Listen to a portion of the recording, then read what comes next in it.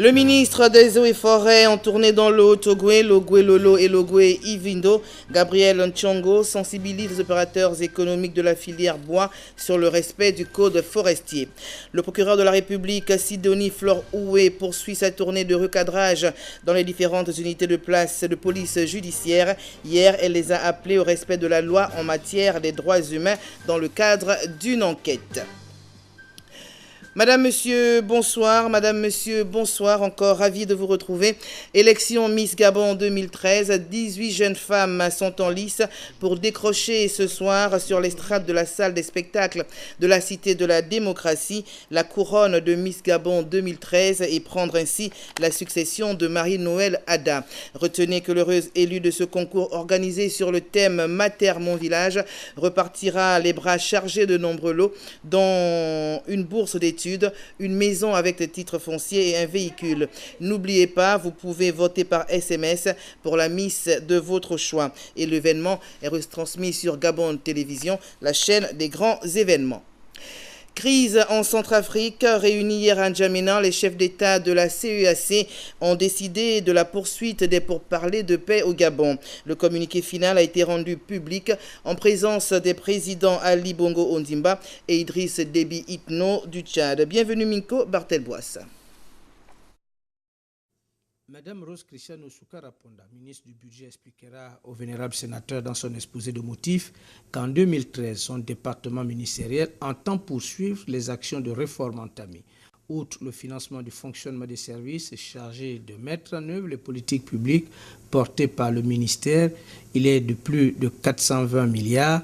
Les crédits d'investissement estimés à plus de 38 milliards permettront de poursuivre entre autres les actions de la réforme budgétaire et comptable afin d'aboutir à la mise en œuvre de la budgétisation par objectif de programme, l'assainissement des finances publiques et la modernisation de la gestion des ressources humaines pour plus de 34 milliards.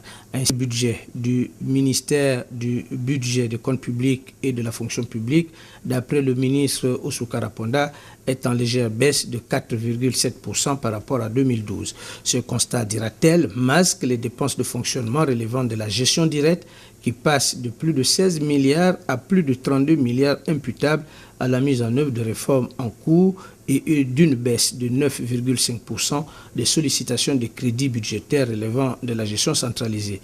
Elle va préciser sur ce point de crédits en gestion centralisée que ceux-ci sont sollicités pour le financement, notamment des dépenses telles que les services d'utilité publique, eau, électricité et téléphone pour plus de 40 milliards, les transferts et interventions pour plus de 48 milliards et les biens et services pour plus de 32 milliards. Les débats qui ont suivi ont donné l'occasion à Mme Rose Christiane Soukaraponda de donner réponse et éclairage aux élus du Sénat sur les grands axes et les grandes actions que devrait mener son département ministériel dans la suite de l'action du gouvernement et du chef de l'État. Crise en Centrafrique. Réunis hier à N'Djamena, les chefs d'État de la CEAC ont décidé de la poursuite des pourparlers de paix au Gabon. Le communiqué final a été rendu public en présence des présidents Ali Bongo Ondimba et Idriss Déby Itno. Reportage, bienvenue Minko Barthelbois. N'Djamena, capitale du Tchad. Les 10 États de la CEAC réunis ici tentent de trouver une solution à la crise en République centrafricaine. Le sommet a suivi un exposé complet, fait par son Excellence M. François Bozizé Yangouvonda, président de la République centrafricaine, sur la situation dans son pays. Il a ensuite procédé à une analyse approfondie de tous les aspects politiques, militaires et de la crise et leurs implications sur la sécurité sous-régionale. Les 4 chefs d'État présents recommandent l'ouverture sans délai de négociations entre le gouvernement de Bangui et les mouvements rebelles. Les chefs d'État et de délégation ont décidé ce qui suit. La cessation immédiate des hostilités, des violations des droits de l'homme et le retrait des rebelles à leur position de départ dans un délai n'excédant pas une semaine. Libreville abrite les pourparlers. Dans la foulée de l'accord global de paix conclu en 2008 dans la capitale gabonaise, le président Ali Bongo Ondimba et ses pairs préconisent l'exclusion de toute option militaire pour régler la crise en Centrafrique. L'ouverture dans le délai des négociations à Libreville au Gabon, sous la conduite du comité de suivi présidé par la République du Congo pour revisiter l'accord de Libreville de 2008, ainsi que sur les conclusions et recommandations du dialogue inclusif de 2010. Le rôle du Gabon et de son président est capital dans la gestion de ce conflit. La force d'interposition, la MICOPAX 1, essentiellement constituée de contingents gabonais, devrait être renforcée par des troupes tchadiennes. À cet effet, il a été expressément demandé à la MICOPAX de prendre les dispositions pour assurer la participation des chefs de mouvements rebelles à ces négociations élargies à l'opposition démocratique. Menacé par de nombreux groupes armés, le sort du régime de François Bozizé se joue à Libreville. Une étape décisive vers la consolidation de la paix dans un pays miné par des années de conflits civils. À Libreville, au Gabon, en cette période de la nativité, le président Ali Bongo Ondimba et son épouse Sylvia Bongo Ondimba ont offert cet après-midi un arbre de Noël aux enfants handicapés. Reportage Nick Jocelyn Fouba et Honoré Tigui Moukouji de la presse présidentielle. Cadre choisi pour le déroulement de la manifestation, le palais présidentiel. Un arbre de Noël pour enfants handicapés, c'est une première dans notre pays.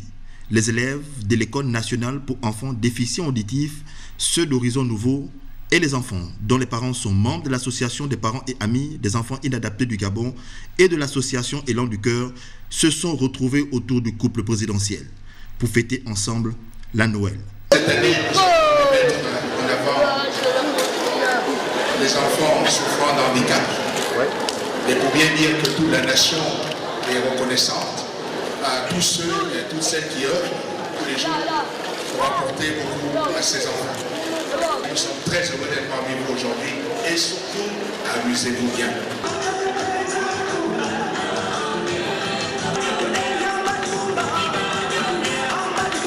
La salle des pas perdus et l'esplanade de la présidence de la République ont subi un aménagement pour la circonstance.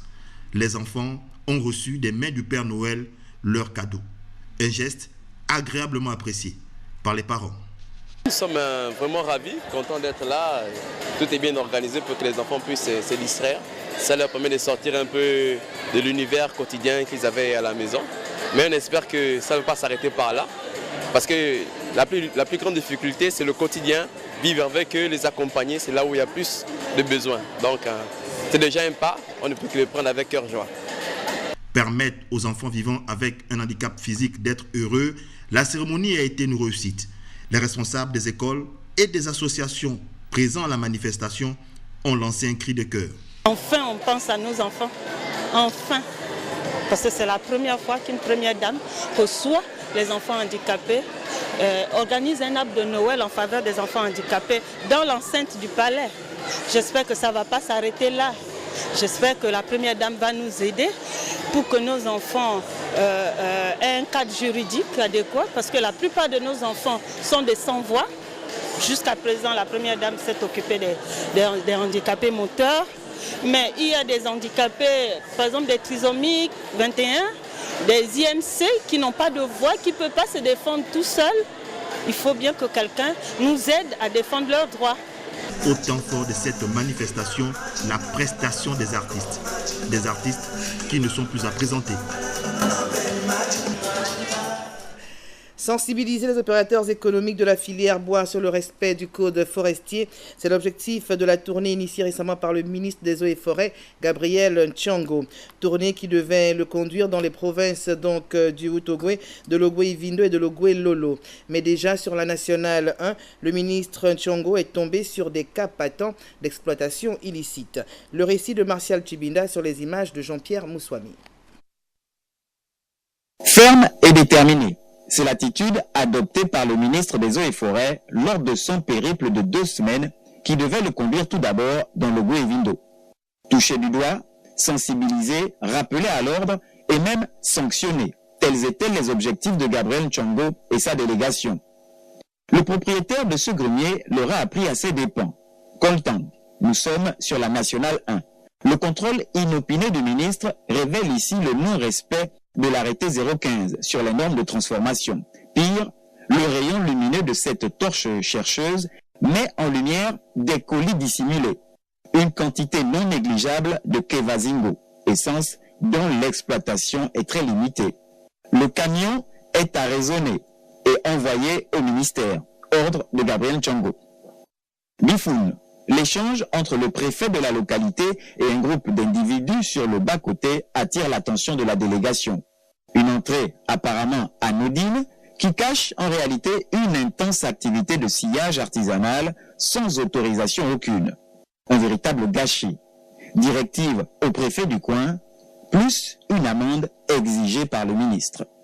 Non loin de là, au pont de Belabanga, le débarcadère est transformé en site de transit. Les faits parlent d'eux-mêmes. Ce stockage de planches, notamment de Bilinga, fait foi d'une exploitation illicite.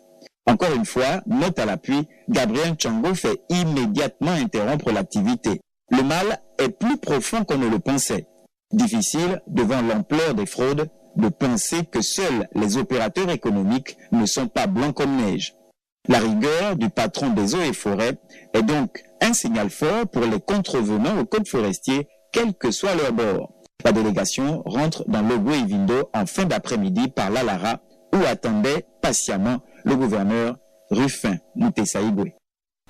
Lutte contre la corruption. Le Gabon doit investir 3 milliards de francs CFA pour lutter efficacement contre la corruption et le blanchiment des capitaux. C'est ce qui ressort de la déclaration mardi dernier à Paris en France de Vincent Lebondo Le Mali, président de la Commission nationale de lutte contre l'enrichissement illicite. Le compte-rendu de notre correspondante à Paris, Mireille Ngosso. Sensibiliser sur les principales missions de la Commission nationale de lutte contre l'enrichissement illicite et notamment sur la prévention de la corruption, tel était l'objectif de la rencontre entre le président de cette commission, ses collaborateurs et les personnels de l'ambassade du Gabon, de l'Office de tourisme du Gabon et du Conseil gabonais des chargeurs tenu à Paris le 17 décembre dernier. Le président de la CNLCEI a mis en exergue les principales missions de l'organe dont il a la charge, tout en insistant sur la notion de la déclaration de biens. C'est une obligation légale qui incombe à tout dépositaire de l'État. Elle doit être faite avant l'entrée en fonction, tous les 3 ans pendant la durée des fonctions et dans les 3 mois qui suivent la cessation de fonction. Il est à signaler que la non-déclaration des biens a des conséquences lourdes allant de la démission d'office d'emploi à l'emprisonnement. Nous avons pu programmer cette rencontre avec les Gabonais de Paris, simplement pour leur parler de l'une de nos missions qui est celle sur la prévention de la corruption. En fait, la Commission du Gabon a essentiellement 3 missions. Une mission de prévention, une mission d'investigation et une mission consultative.